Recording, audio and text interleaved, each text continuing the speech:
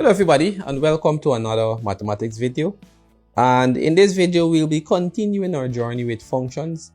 So far we looked at how to evaluate normal functions, we looked at how to evaluate composite functions, and then we touched on how to evaluate the inverse of a function. And today we want to tackle some CSEC questions on functions. So at the end of this video you should be able to do one thing, that is to solve correctly exam questions on functions. So let's head into our first set of questions. So this question says, the function f and g are defined as follows. And we have f of x is equal to 2x minus 1 all divided by 3. And g of x is equal to 5 subtract x all raised to the second power. And they ask us to determine the value of g of 2. So in this case, we want to determine the value of g of 2. So all we're doing, we're taking the function g and we're putting 2 inside of that function. So the function g of x is equal to 5 subtract x squared. So g of 2 would simply be 5 subtract, instead of x, we'll say 2 squared. So this would be 5 subtract 2 2's is 4. So g of 2 will be equal to 5 subtract 4 would be 1. So g of 2 is equal to 1. The next thing that we have to find is f inverse of 3. So before we can put 3 inside of the function, we must find f inverse of x. So we're taking the function f and we're finding the inverse. So this is the function f. So we're finding the inverse of that function. So this will be the first step. We know how to find inverse. Step 1, we replace f of x with y. So this will be y is equal to 2x minus 1 all divided by 3. And then we interchange the x and the y. So this will be x is equal to 2y subtract 1 all divided by 3. And then we make y the subject of the formula. So we take over the 3 is dividing everything, so we take it over to a multiply. So x multiplied by 3 would give us 3x is equal to 2y subtract 1. And then we take over the 1 is subtracting, and we take it over to add. So we'll have 3x plus 1 is equal to 2y. Then last but not least, we take over the 2. 2 is multiplying, and we take it over, it will divide. So we'll have 3x plus 1 all divided by 2 is equal to y. And then we will work from here.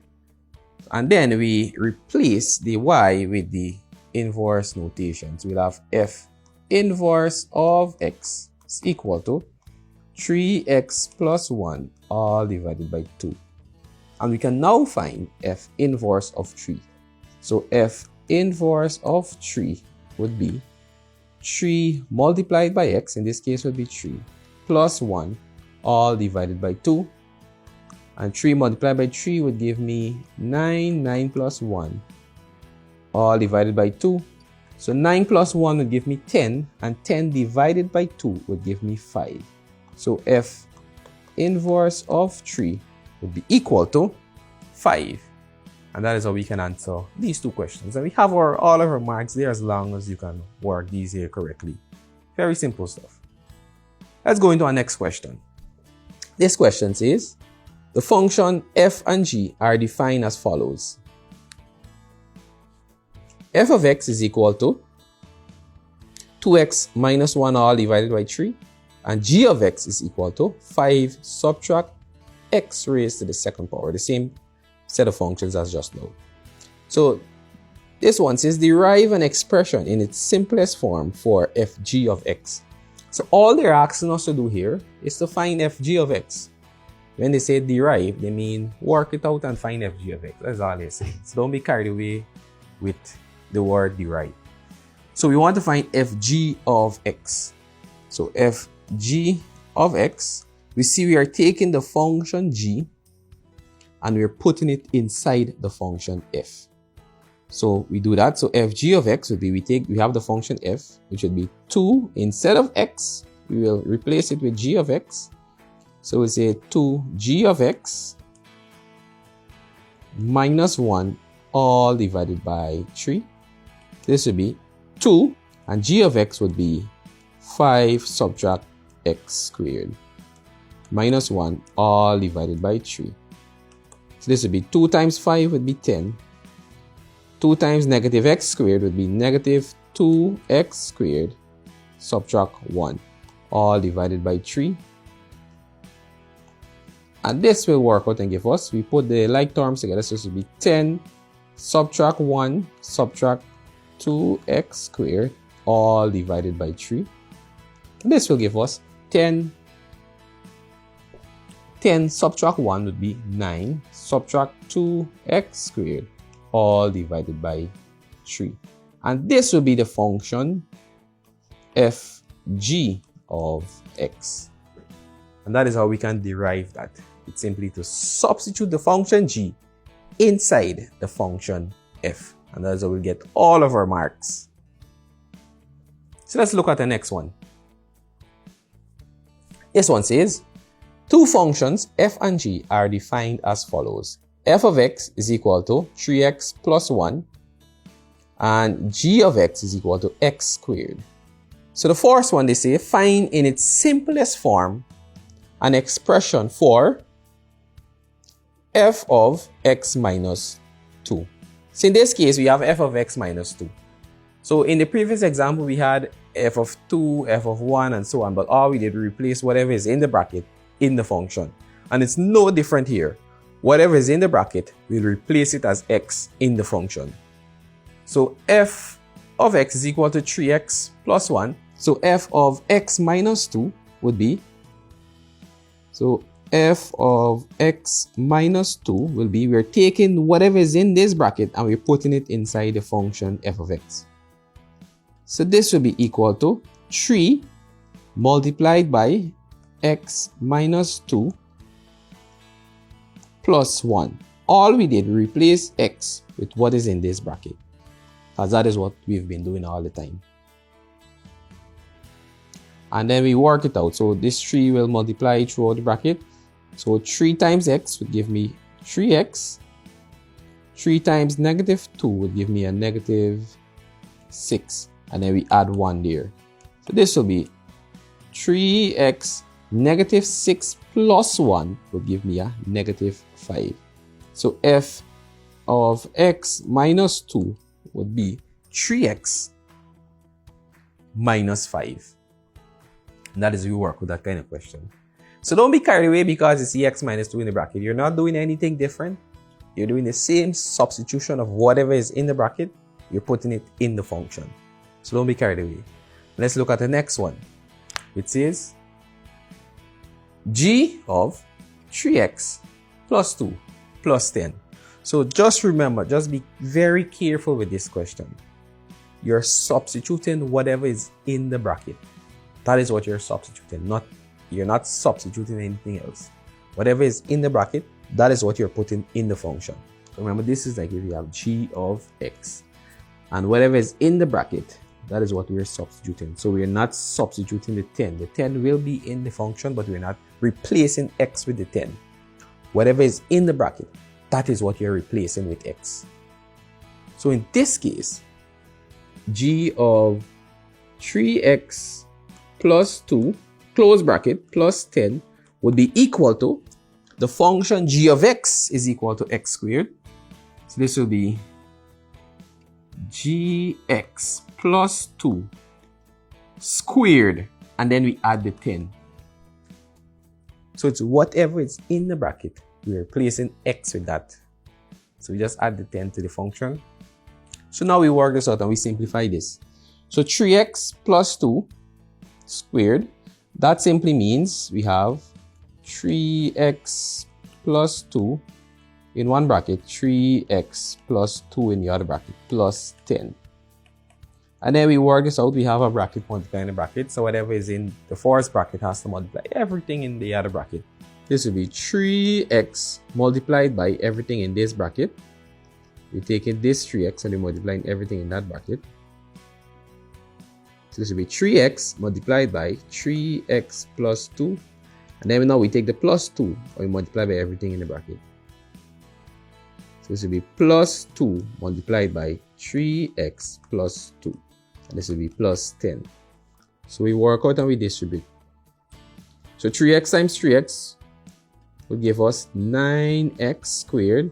3x times 2x will give us plus 6x. And 2 times 3 would give me plus 6x. And 2 times 2 would give me plus 4. And this will be plus 10. And this will now simplify and give us 9x squared. 6x plus 6x will give me plus 12x. And 4 plus 10 would give me 14. So when we work this out, we'll have 9x squared plus 12x plus 14. And that is how we work out g of 3x plus 2 plus 10. And that is how we get our 3 marks for this question. That this question was slightly different from the many others that came in previous years. But it's the same concept that applies. Whatever is in the bracket, that is what we are substituting. So let's look at the next question. So this one says, consider the following functions. Now we have 3 functions. F of x is equal to 3x. We have f of x is equal to 3 over x plus 2. G of x is equal to 4x minus 5. And h of x is equal to x squared plus 1. And it says, for what value is f of x undefined? So this is the function that we are looking at. And we want to find what is the value of x, which would be this x, for which f of x is undefined. So you want to know when would this function be undefined. As you can see, we have a fractional function. We have a numerator and a denominator. So the thing about when, how can a fraction be considered undefined? Now, a fraction is considered undefined when we have a 0 in the numerator. And if you go in your calculator and you punch in 5 divided by 0, you'll get error because it's undefined. Right? So to find when this function will be undefined, that would mean when would the denominator be equal to 0. So we have the function f of x is equal to 3 over x plus 2. And we said this function will be undefined when it will be 3 over 0. So we need to find what will be the value of x to make this denominator be equal to 0. So what we do, we take the denominator and we equate it to 0. So this will be x plus 2 is equal to 0. And then we now solve for x to find the value of x for which f of x will be undefined. So this will be x is equal to, we take over this plus 2 to become minus, and 0 minus 2 would be negative 2. And this would be our answer, simple as that. F of x is undefined, so we can say f of x is undefined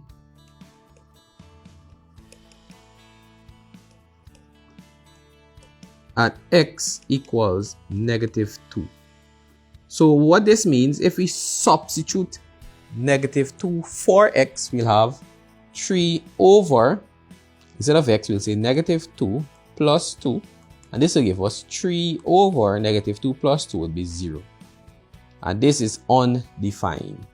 And that is what it means to find the value for x when f of x will be undefined. Just equate the denominator to 0 and you solve, and that will give you the value.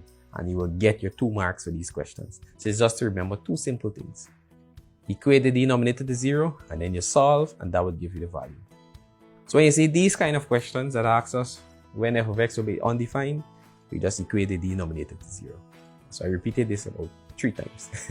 So let's move on to the next question. The question says, f of x is equal to 3 over x plus 2, and g of x is equal to 4x minus 5, and h of x is equal to x squared plus 1. And they're asking us to find f of 0. So we need to find f of 0. So we're taking, what this is basically saying, we're taking f of 0. So if f of 0 is saying we're taking f of 0 and we're putting that inside the function f. So let's do that. So we have the function f of 0, we're finding that for us. So f of 0 will be equal to 3 over, instead of x, we'll say 0 plus 2. And this will give us 3 over 0 plus 2 would give us 2. So f of 0 is equal to 3 over 2. And now we're taking this value here and we're putting it inside the function f. That's what we're doing here. So this will now be f of 3 over 2. And that would give us 3 over, instead of x, we'll say 3 over 2 plus 2. So we can work on the bottom. We'll have 3 over 2 plus 2. This would be the same as if we have 3 over 2 plus 4 over 2. And this will simply give us 7 over 2. So this will be 3 divided by, or 3 over 7 over 2. And we can simplify this by writing this as 3 divided by 7 over 2. And this can be 3 multiplied by, we flip, we change and then we flip. Since we are dividing fractions, we change and we flip. So change the division to a multiplication.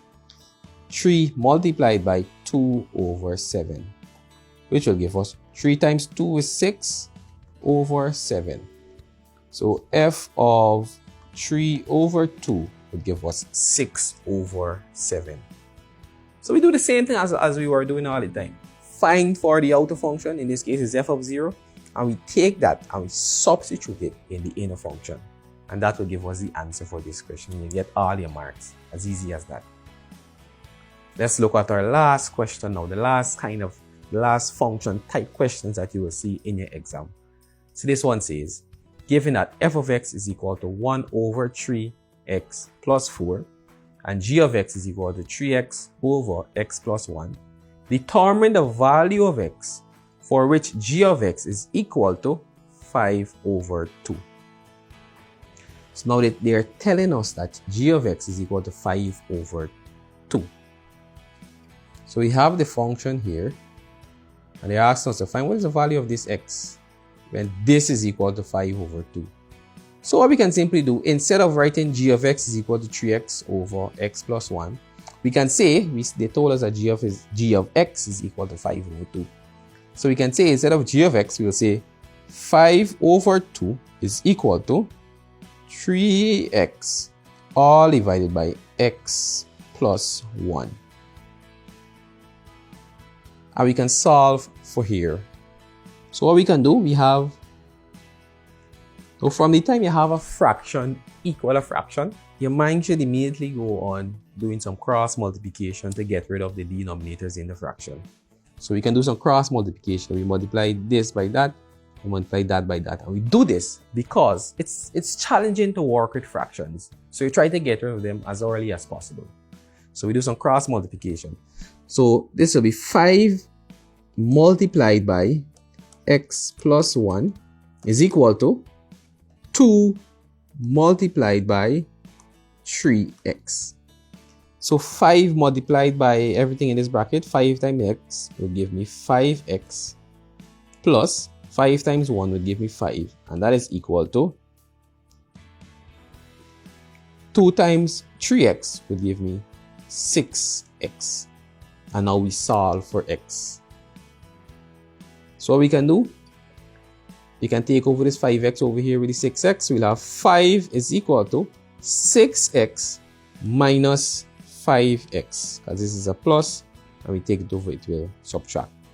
So 5 is equal to 6 minus 5 will give me 6x minus 5x will give me 1x. But of course, as math people, as math persons, we know we don't write back 1x. We just say x instead of 1x. So x is equal to 5. So if g of x is equal to 5 over 2, we can say x will be equal to 5 when we solve that. And that is how you work this kind of question. When they tell you the function is equal to something, you just replace, in this case, replace g of x with what it was equal to. And then we solve for there, like how we solve a normal fraction, and you're on your way to getting all the marks for this kind of question. And with that, it has brought us to the end of this video. We've looked at the many ways in which CSEC can bring functions questions. It's just for you now to practice these concepts, and you're on your way to scoring all the marks in functions. Functions, they repeat. Functions, they would come every year in the paper. So you have to understand functions. And these are the ways in which CSEC will bring them. So I trust this video has brought some clarity on everything as it relates to functions. And you're on your way to practicing lots of questions and getting all correct. So with that, see you until the next video.